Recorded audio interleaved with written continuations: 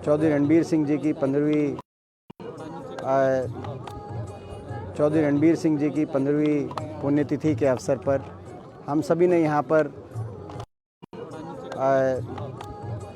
चौधरी रणबीर सिंह जी की 15वीं पुण्यतिथि के अवसर पर हम सभी ने यहाँ पर यज्ञ के माध्यम से उनको श्रद्धांजलि दी। उनके आज जीवन को हमने याद किया, उनके जीवन संघर्ष को याद किया। जिन आदर्श और जिन मूल्यों के आधार पर और जिन सिद्धांतों के आधार पर उन्होंने अपने जीवन को में वो आगे लेके चले, आज हमने उनको याद किया, ये संकल्प किया कि उन आदर्श और मूल्यों को आगे समाज में लेके हम अपना जो है हम सभी मिलके उनको आगे लेके जाएंगे। ये आज हमारा यहाँ पे जो कार्यक्रम था। जैसा कि आप जानते हैं, स्वतंत्रता संग्राम में उन्होंने उनका एक बहुत संघर्ष रहा। 8 बार अंग्रेज़ों के शासनकाल में अंग्रेज़ सरकार ने आज़ादी की लड़ाई लड़ने के लिए उनको 8 बार जेल में, अलग अलग जेलों में कैद करने का काम किया।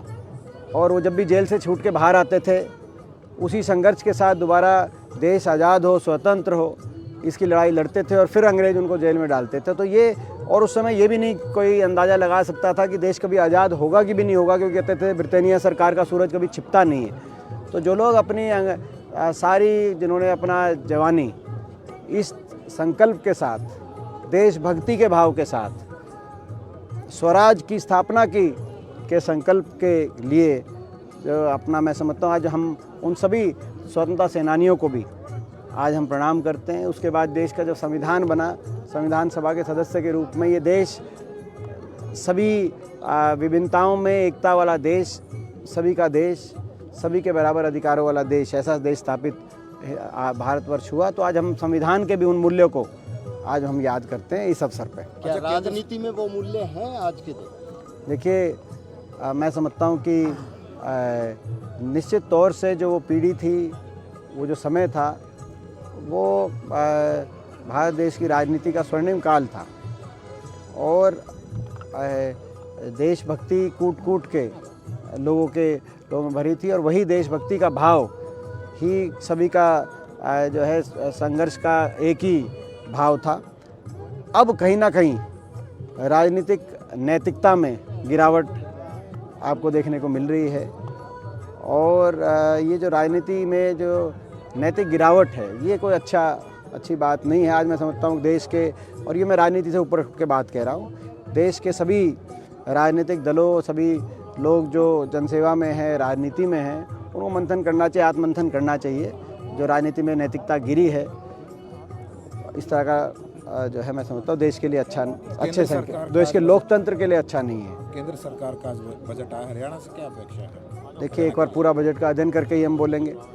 लेकिन आपने जैसे एक बात कही कि अगर जिस तरह देखें हमने कि जो बहुमत की ताकत से आज हम देख रहे हैं देश में, बहुमत की ताकत से अल्पमत को कुचलने के प्रयास हो रहे हैं। सत्ता की ताकत से विपक्ष की आवाज़ को दबाने के प्रयास हो रहे हैं। चंडीगढ़ में हमने देखा कैसे खुले में लोकतंत्र की हत्या चंडीगढ़ में की गई। हम झारखंड के अंदर से खबरें आ रही हैं कि वहाँ के मुख्यमंत्री, जो चयनित मुख्यमंत्री थे, उनके साथ दुर्व्यवहार की खबरें आ रही हैं। तो ये, इससे भी ज़्यादा दुर्भाग्यपूर्ण बात यह है कि भाई ये जो खबरें आ रही हैं, ये देश की सामान्य दिनचर्या का हिस्सा हो गई हैं। ये कोई चौंकने वाली खबर या आश्चर्यचकित करने वाली खबरें नहीं हैं। मैं समझता हूँ ये देश के प्रजातंत्र के लिए ये अच्छा नहीं है। सत्ता दल भी इस पर आत्ममंथन करे, क्योंकि सत्ता दल के पास तो बहुमत है, तो बहुमत के आधार पर देश हित में फैसले ले, लोगों के हित में फैसले ले, और विपक्ष अपनी जिम्मेदारी से भूमिका सकारात्मक निभाए, और सत्ता दल उसकी विपक्ष की कोई सकारात्मक बात हो तो सुने। ये हमारे लोकतंत्र की स्वच्छ परंपराएं होनी चाहिए। इन्हीं परंपराओं लोकतंत्र के लिए हमारे देश की जब स्थापना हुई, जब संविधान बना, तो इन्हीं परंपराओं को उस समय इनकी परिकल्पना की गई थी। तो आज मैं समझता हूँ कि ये आत्ममंथन की आवश्यकता सत्ता दल में होनी चाहिए। जो आज देश में जो इस तरह का वातावरण बन रहा है वो सही नहीं है। एमपी साहब 10 साल आपने विपक्ष के नेताओं को टारगेट किया जा रहा है। भूपेंद्र जी को पहले 2 बार बुलाया गया। वो जो मैंने बात कही अभी, जो मैंने बात की वो उसी में वो बात निहित है कि अपन विपक्ष की कोई मुखर आवाज़ कहीं भी हो उसको सत्ता दल और राजतंत्र के दुरुपयोग से उस आवाज़ को निशाने पे लेना, उस विपक्ष की आवाज़ को जो है दबाने के प्रयास करना, ये देश की दिनचर्या का सामान्य दिनचर्या का हिस्सा बन गया है, जो कि जैसे अच्छा संकेत नहीं जा रहा। मैं समझता हूँ कि ये इस बात पे आत्ममंथन होना चाहिए सत्ता दल में। आपने अहमद पटेल का आपने जिक्र किया, क्या लगता है कि लोकसभा चुनाव से पहले और भी कहीं इस तरह का व्यवहार हो सकता है? देखिए, आप ये सब प्रश्न पूछ रहे हैं, आप ये प्रश्न पूछ रहे हैं कि लोकसभा चुनाव से पहले इस तरह का और व्यवहार हो सकता है, क्योंकि हो रहा है लगातार निरंतर। जैसे मैंने कहा, कोई ये केवल एक ही पहला उदाहरण नहीं है, ये लगातार इस तरह का व्यवहार किया जा रहा है चारों तरफ। तो ये अपने आप में बहुत कुछ कह रहा है। आपका प्रश्न होना नहीं चाहिए, होगा कि नहीं होगा वो तो हम उसका जवाब देने की स्थिति में तो सत्ताई दल ही बताएगा, लेकिन ये प्रश्न ही नहीं आना चाहिए, इस तरह के प्रश्न नहीं उत्पन्न होने चाहिए। इस तरह के प्रश्न लोकतंत्र में को अच्छा संकेत नहीं है। एमपी साहब, आपने 10 साल बजट पहले भी देखे होंगे, ये लास्ट बजट है 2024 के चुनाव से पहले, तो क्या आपको लगता है कि कुछ मिलेगा? देखिए, मैं समझता हूँ ये जो बजट है, ये बजट तो एक तरीके से घोषणा पत्र आप मान सकते हैं इसको। जो बजट अभी अध्ययन करके मैं इस पर पूरी बात अपनी टिप्पणी दूंगा, लेकिन आज का जो क्रियान्वयन करने का समय था वो तो जो है मैं समझता हूँ कि पिछले 10 वर्ष में जो हो सकता था हो गया। अब तो अगली बात कह रहे हैं, अगली बात तो चुनाव के बाद की बात है। ये तो इंटरिम बजट के रूप में इसको देखा जाना चाहिए। दुर्भाग्य ये है कि केंद्र सरकार के हरियाणा के बड़े बड़े प्रोजेक्ट इन 10 वर्षों में हरियाणा से स्थानांतरण किए गए या ठंडे बस्ते में डाल दिए गए, जो कि हरियाणा के लिए मंजूरशुदा प्रोजेक्ट थे। और कोई एक नई बड़ी परियोजना केंद्र सरकार की तरफ से हरियाणा में किसी भी बड़ी परियोजना का बजट दिया नहीं गया। मैं उदाहरण के तौर पे कहना चाहता हूँ, हमारा महम का इंटरनेशनल एयरपोर्ट जो महम में आना था, 3 जिलों के सेंटर में वो पढ़ना एयरपोर्ट आता हरियाणा के मध्य में, उसका स्थानांतरण नोएडा जेवर में कर दिया गया। रेल कोच फैक्ट्री जो गोहाना आनी थी वो चली गई, उसका बजट नहीं हमें मिला 10 वर्ष से। जो national cancer institute AIIMS Badsa के कैंपस के अंदर नेशनल कैंसर इंस्टीट्यूट के साथ 10 नेशनल संस्थाएं, national heart institute, national genetics institute, national infectious disease institute, 10 संस्थाओं की एक साथ जो उस कैंपस में 300 एकड़ के इस कैंपस में स्थापना करने का कैबिनेट ने मंजूरी दी थी यूपीए सरकार के समय, उसमें से नेशनल कैंसर इंस्टीट्यूट तो बन गया जो डॉक्टर मनमोहन सिंह जी ने जिसका फाउंडेशन रखा था, लेकिन बाकी जो इंस्टीट्यूट हैं आज तक उनके लिए बजट नहीं मिला। एम्स मनेठी जो 2014 में सरकार बनते ही 2015 में सरकार की घोषणा थी, 10 वर्ष में एम्स मनेठी का कार्य नहीं हो पाया, अभी तक शिलान्यास ही नहीं हुआ। या तो ये एक अपने आप में बात है। इसी तरीके से मेट्रो के विस्तार के लिए केंद्र सरकार से कोई बजट हरियाणा को 10 वर्ष में नहीं मिल पाया, ये एक दुख की बात है। कोई बैठक भी नहीं हुई 10 वर्ष में हरियाणा में मेट्रो को विस्तार के लिए कोई बैठक नहीं। जो हमारी सरकार थी, मुझे याद है तो यूपीए सरकार के समय केंद्र और हरियाणा की हर 2 महीने में बैठक तय की गई थी मेट्रो के विस्तार के लिए, वो समाप्त कर दी। हमने सोचा शायद 2 महीने नहीं 4 महीने में हो, लेकिन 10 वर्ष में एक भी बैठक नहीं हुई, मेट्रो का आगे विस्तार हरियाणा में नहीं हुआ। इसी तरीके से RRTS rapid railway transit system, जो कि फास्ट ट्रेन जो मेट्रो और रेलवे के बीच की जो ट्रेन है, जो दिल्ली से पानीपत जानी थी, दिल्ली से रोहतक होके हिसार जानी थी, दिल्ली से अलवर और दिल्ली से मेरठ तो बनके तैयार हो गई। उसमें जो आवागमन शुरू हो गया, पैसेंजर्स जा रहे हैं, मेरठ दिल्ली से जुड़ा। लेकिन बाकी 3 जो थे वो हरियाणा के हिस्से थे, कि केंद्र सरकार का प्रोजेक्ट था और हरियाणा सरकार की भागीदारी से प्रोजेक्ट था। उसका आज तक बजट हरियाणा के लिए वो कोई बजट केंद्र सरकार की तरफ से नहीं मिला है। इसी तरीके से केंद्र सरकार जब हमारी समय सरकार थी तो बहुत से राष्ट्रीय संस्थानों का बजट दिया था हरियाणा में।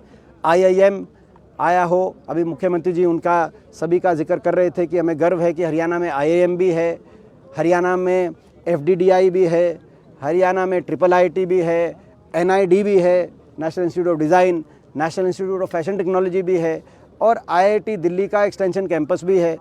तो ये सारे संस्थान मगर आए थे हमारी सरकार के समय अथक प्रयासों से, लेकिन 10 वर्ष में किसी भी एक राष्ट्रीय संस्थान, शैक्षणिक संस्थान का बजट हरियाणा के लिए नहीं दिया गया। इस बात का भी अफसोस है।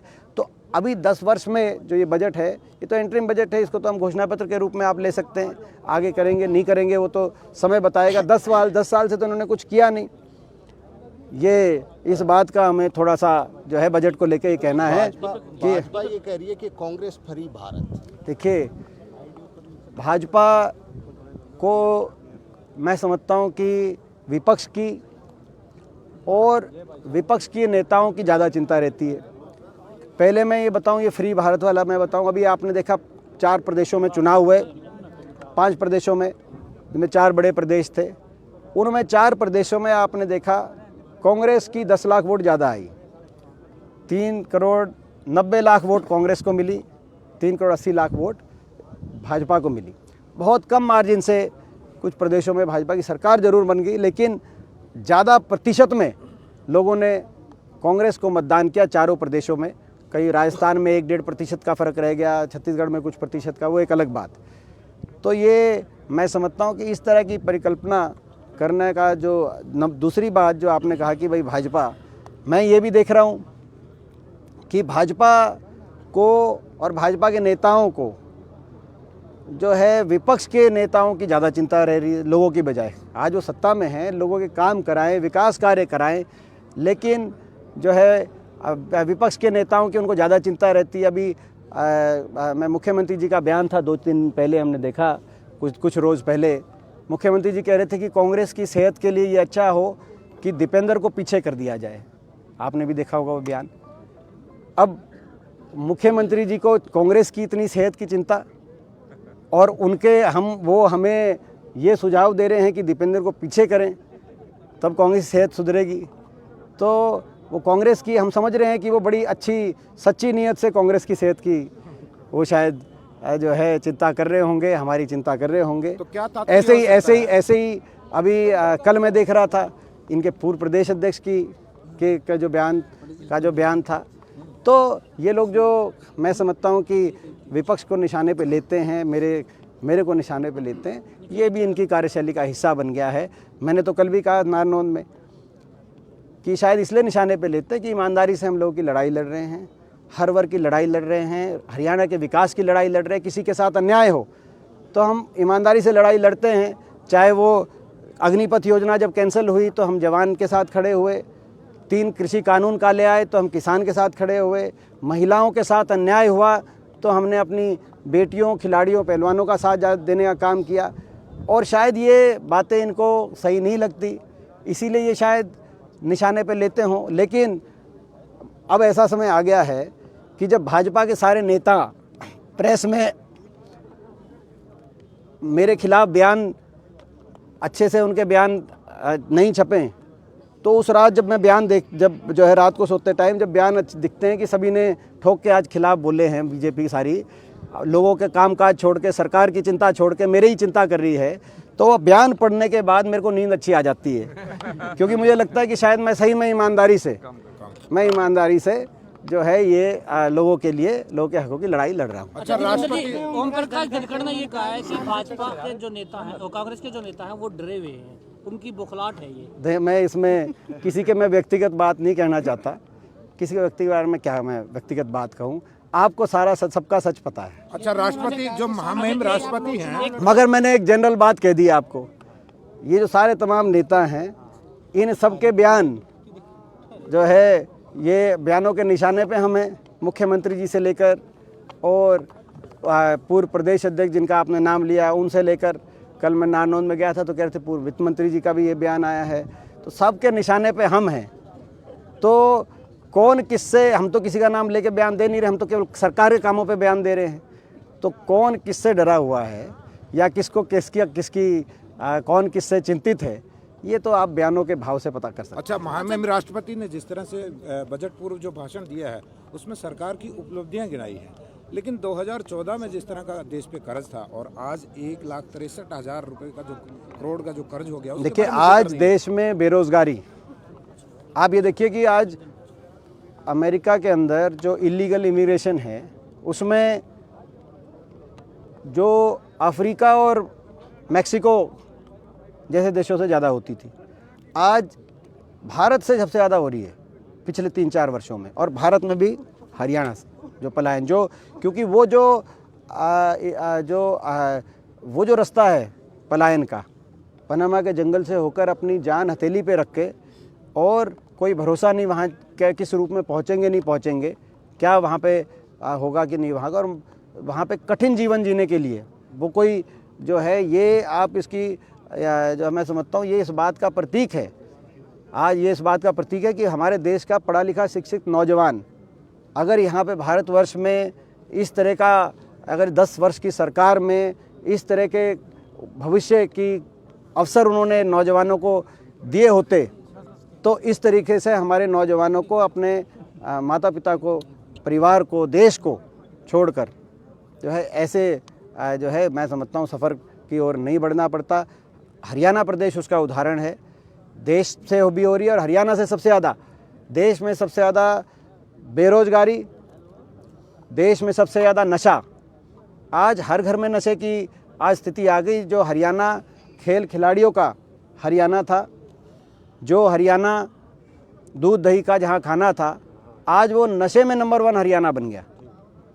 घर में अच्छे माँ बाप को पता नहीं चलता, एकदम से पता चलता है, नहीं तो पता भी नहीं चलता एकदम से कि भाई ये एक सच्चाई सामने, ऐसी स्थिति, ऐसे उदाहरण सामने आ रहे हैं। तो आज हमारे नौजवान बेरोजगारी, डिप्रेशन, नशे और पलायन की तरफ, ये सरकार की सबसे बड़ी मैं इसको विफलता मानता हूँ। मैं एक और बात आज, क्योंकि बजट का दिन है, आज एक और बात, क्योंकि अध्ययन करने के बाद मैं कहूँगा, लेकिन अगर उसको भी आप चला सकते हैं, क्योंकि अब हम जंतर मंतर जा रहे हैं। हमारी एक मांग थी कि इस बजट में फ़ौज की पक्की भर्ती दोबारा शुरू की जाए, ये हमारी मांग थी। तो मुझे बजट को बिना पढ़े भी ऐसा लगता है कि उस मांग को ये सरकार स्वीकार नहीं करेगी। पक्की भर्ती फ़ौज के हित में है। देश की सरकार को मैं याद दिलाना चाहता हूँ, ये वही फ़ौज है जिस फ़ौज ने पाकिस्तान के 2 टुकड़े किए, जिस फ़ौज ने कारगिल में पाकिस्तान के सर को झुकाने का काम किया, जिस फ़ौज ने बालाकोट पुलवामा में के बाद सर्जिकल स्ट्राइक करके पाकिस्तान को जवाब देना का, ये वो फ़ौज है। इस फ़ौज पे गर्व है। ये किसी भी पार्टी की सरकारें रही हों, देश की फ़ौज ने देश को हमेशा गौरवान्वित किया है। लेकिन आज उस फ़ौज की आपने 75 साल के बाद पक्की फ़ौज को आपने अग्निपथ फ़ौज बना दिया, अग्निवीर फ़ौज बना दिया, जो ये जिसका सबसे ज़्यादा नुकसान हरियाणा प्रदेश को हुआ, जहाँ 5,500 पक्की भर्ती होती थी, अब 200 पक्की भर्ती एक साल में। तो ये अग्निपथ योजना सरकार ने जो वापस नहीं ली है इस बजट में, जैसा कि मैंने कहा कि मेरे को ऐसा बिना बजट को सुने ही मैं इस निष्कर्ष पे पहुंच सकता हूं। आज जंतर मंतर पे जाकर इस सरकार के बजट के खिलाफ, और केवल अपना पेंशन बचाने के लिए 1 रैंक 1 पेंशन तो आप रेवाड़ी में घोषित करके गए थे प्रधानमंत्री जी से, मैं याद दिलाना चाहता हूं। उस पेंशन को बचाने के लिए आपने फ़ौज को कमज़ोर, देश को कमज़ोर और हमारे नौजवानों को चौराहे पे लाने का जो काम किया, उसके खिलाफ आज इस बजट के खिलाफ हम वहाँ पे अग्निपथ योजना वापस लो, फ़ौज बचाओ, देश बचाओ, जय जवान अभियान की शुरुआत करेंगे। एक भाजपा के नेता जहाँ भी जाते हैं वो ये कहते हैं कि कांग्रेसियों को भजाने के लिए जय श्री राम के नारे लगा दो, अपने आप ही भाग जाएंगे। देखिए, ये बड़ा जो है, ये भी मैं समझता हूँ कि भगवान राम सबके हैं, सबको पता है, सबके भीतर भगवान राम है। और इस तरह की बात जो कह रहे हैं, राम की का दायरा सीमित किसी पार्टी के नेताओं तक, जैसे आपने कहा, नहीं हो सकता, असीम है। राम 140 करोड़ भारतवर्षवासी, पूरी सृष्टि, पूरे ब्रह्मांड के भगवान राम हैं। भाजपा का जो है, मैं समझता हूँ कि जब राजनीतिक सफ़र शुरू हुआ होगा, भगवान राम तो उससे पहले भी, और जो है मैं समझता हूँ उनके बाद भी हम तो मतलब मैं कई बार इसमें कह चुका हूँ, हमारे तो पूर्वजों के आप नाम देख लो। आज जो बात हुई, जैसे हमारे जो दादाजी थे उनका नाम था चौधरी मातूराम, यहाँ के चौधरी चांदराम, चौधरी छोटू राम, कोई जो है, तो राम तो कौन किससे, राम सभी का है। और उसका दायरा सीमित करने के जो है प्रयास नहीं होने चाहिए, ये अच्छी परंपरा नहीं है। चौधरी रणबीर सिंह जी की 15वीं